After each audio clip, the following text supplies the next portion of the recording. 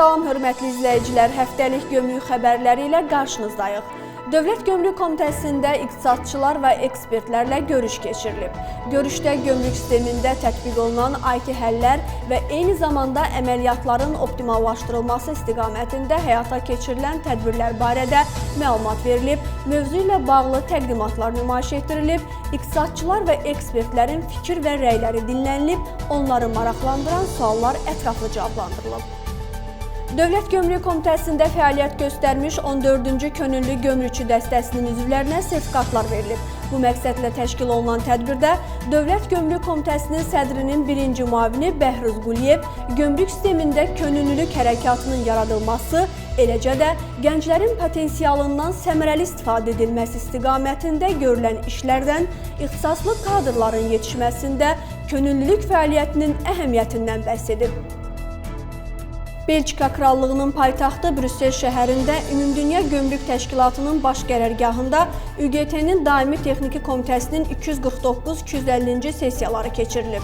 Sessiyalarda Azərbaycan Respublikası Dövlət Gömrük Komitəsi sədrinin müavini Fuad Məmmədovun rəhbərlik etdiyi nümayəndə heyəti iştirak edib. Sessiyada gömrük orqanlarının fəaliyyətinə dair aktual texniki və institusional məsələlər müzakirə olunub, əsas diqqət elektron ticarət, yaşıl gömrük təşəbbüsləri, ticarətin asanlaşdırılması, informasiya və kommunikasiya texnologiyaları, sərbəst zonalar və gömrük rəqəmsallaşması kimi mövzulara yönəlib. Özbəkistan Respublikası İqtisadiyyat və Maliyyə Nazirliyi yanında Gömrük Komitəsinin Gömrük İnstitutunda Gömrük Tədqiqatları 2025 rəqəmsallaşma və süni intellektin tətbiqi fonunda gömrük orqanlarının perspektivli mövzusunda beynəlxalq elmi-praktik konfrans keçirilib. Dövlət Gömrük Komitəsinin Akademiyasının həm təşkilatçısı olduğu konfransda bir sıra dövlətlərin gömrük orqanlarının və beynəlxalq qurumların nümayəndələri təmsil olunublar. Naxçıvan Baş Gömrük İdarəsində, Biləsuvar Gömrük İdarəsində poçt və ekspres daşımalar, Şirvan gömrük postlarında xarici ticarət iştirakçıları ilə növbəti görüşlər keçirilib.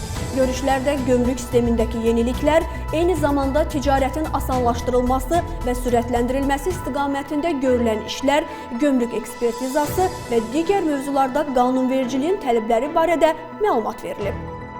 Astara və Biləsuvar gömrük idarələrinin əməkdaşlarına gömrük nəzarəti üsulları və vasitələri tətbiq olunmaqla gömrük baxışının və yoxlamasının həyata keçirilməsi qaydaları mövzusunda təlim keçirilib. Təlimdə gömrük yoxlamasının həyata keçirilməsi və nəticələrinə dair qeydiyyatın aparılması ilə bağlı tətbiq edilən yeni mexanizmlər barədə məlumat verilib. Həmçinin mümkün yoxlama ssenariləri, metodlar və riskə əsaslanan yanaşmalar üzrə praktik nümunələr təqdim olunub.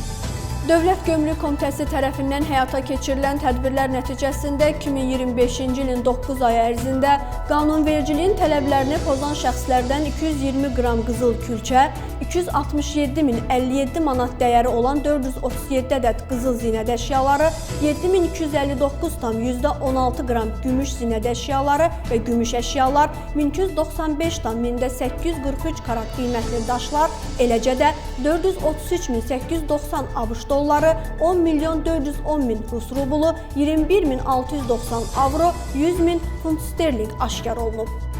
Həftəlik icmalımız bununla yekunlaşır. Diqqətiniz üçün təşəkkür edirik.